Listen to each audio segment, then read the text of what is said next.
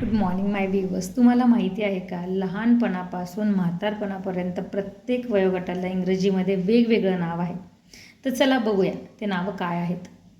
First, newborn म्हणजेच नवजात बाळ.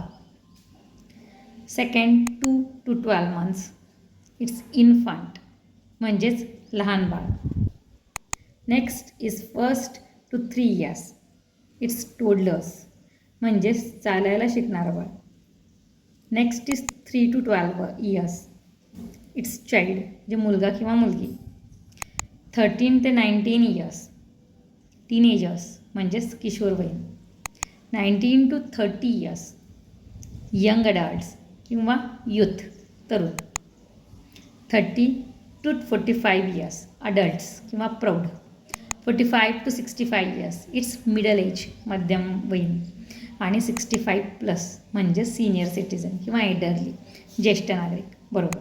आत्ता सांगा तुम्ही कोणत्या स्टेजला आहात. Like, comment and share. Thank you so much.